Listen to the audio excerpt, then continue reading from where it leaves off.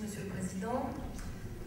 Monsieur le Président, mes chers collègues, je voudrais tout d'abord, au nom du groupe de la majorité départementale, m'associer naturellement aux remerciements envers les services du Conseil général sans lesquels ce projet de budget primitif n'aurait pu être élaboré et ne serait pas ce qu'il est aujourd'hui.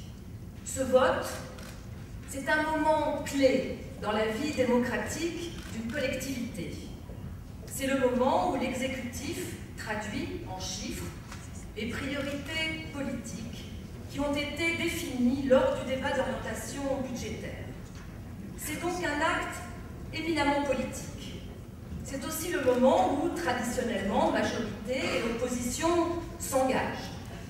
Et à un moment où la France, comme l'ensemble de l'Europe, même si nous avons mieux résisté que la plupart des autres pays, traverse une situation difficile, il serait irresponsable de remettre en cause pour des raisons électoralistes la sincérité de notre engagement et par là même la cohérence du projet qui nous est présenté aujourd'hui. Il est, à mon sens, de la responsabilité de chacun d'entre nous de ne pas se laisser aller à de vaines polémiques alors que nous sommes confrontés à la difficulté d'élaborer un budget dans un contexte dominé par une crise économique et sociale mondiale qui a pour conséquence une diminution de nos recettes, mais aussi une augmentation de nos dépenses. En effet, les départements sont les premiers touchés par cette évolution de dépenses inhérente à la mission de solidarité qui est la nôtre.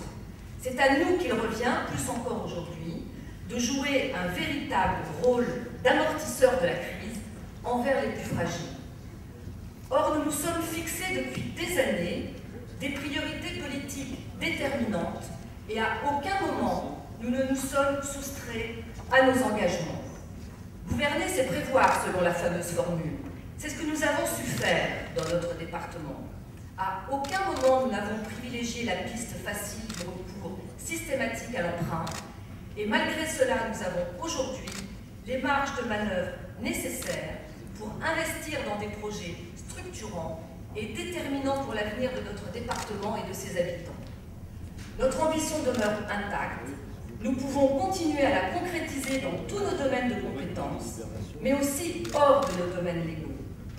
Aujourd'hui, au travers de ce budget, nous réaffirmons notre volonté de maintenir le rôle d'acteur essentiel de notre département dans le domaine social par l'exercice de nos missions de solidarité, mais aussi d'acteur économique en soutenant l'investissement et l'emploi, tout cela en demeurant vigilant quant à la préservation des grands équilibres financiers de notre collectivité.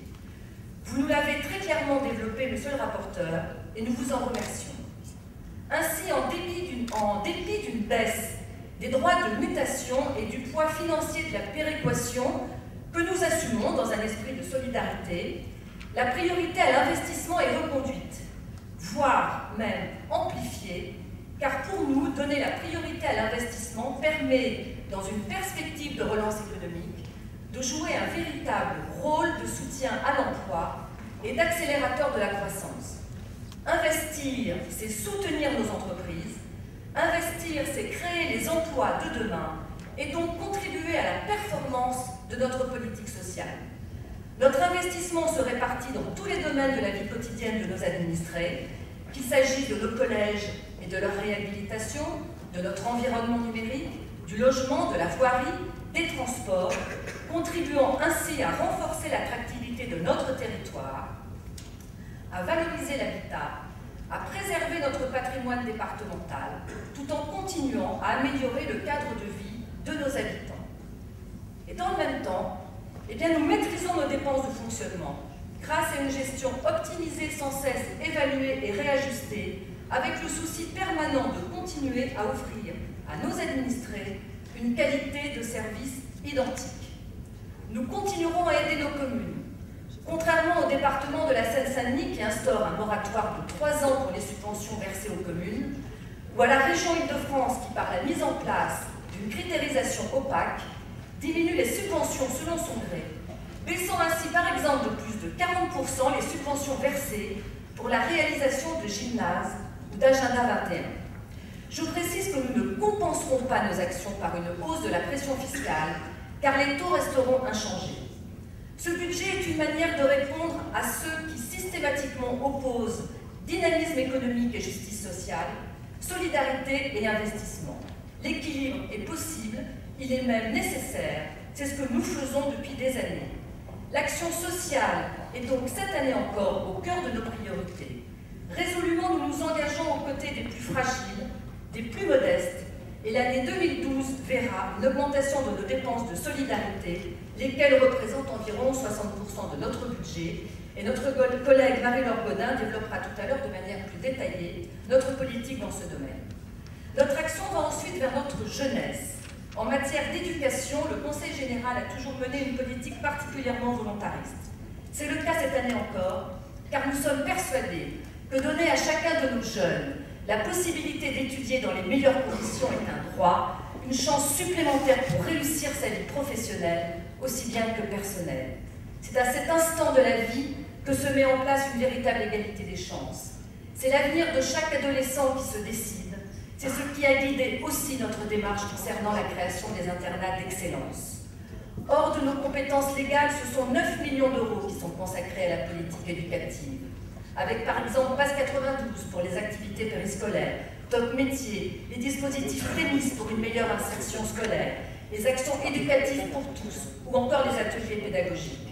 Je voudrais associer à cette politique volontariste en matière de réussite éducative les actions menées pour les jeunes dans le domaine de la culture, avec notamment les conservatoires, la maîtrise des Hauts-de-Seine, Chorus, ou les dispositifs d'animation dans les collèges, mais aussi les nombreuses initiatives qui sont prises dans le domaine du sport. Pour nous, il ne suffit pas de parler de l'avenir de la jeunesse. Il faut mettre en place les dispositifs qui leur permettront cette véritable égalité des chances. Je voudrais aussi vous dire un mot sur notre politique en matière de transport, qui, je le rappelle quand même, n'est pas dans notre champ de compétences, et souligner que depuis des années, nous finançons plus que tous les autres départements de la région Île-de-France, le STIF, syndicat des transports d'Île-de-France, à hauteur de 92 millions d'euros. Le logement, enfin, reste une préoccupation majeure de nos concitoyens. Nous devons d'y répondre, et notre premier vice-président, Alain Bernard Boulanger, développera mieux que moi notre action dans ce domaine, qui s'inscrit dans une démarche globale de solidarité. Je dirais simplement que pour nous, le logement est prioritaire depuis des années, qu'il s'agisse de logement social ou de logement intermédiaire, car nous croyons à la mixité de tous les types de logements pour garantir sur un même territoire une réelle harmonie sociale. Et la région Île-de-France, quant à elle, a décidé d'arrêter de financer le logement intermédiaire là où il y a moins de 40% de logements sociaux, excluant ainsi par exemple les classes dites moyennes de la capitale.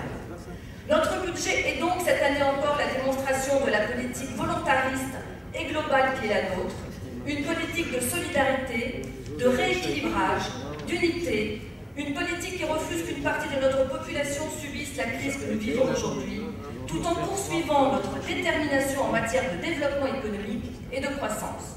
Pour conclure, je dirais simplement que ce budget primitif illustre avec des chiffres les valeurs et les principes que nous avons rappelés lors de notre débat d'orientation budgétaire et qui sont la responsabilité, la solidarité, l'égalité des chances, l'harmonie sociale et l'excellence. C'est la raison pour laquelle, au nom du groupe de la majorité départementale, j'exprime notre pleine adhésion à ce budget.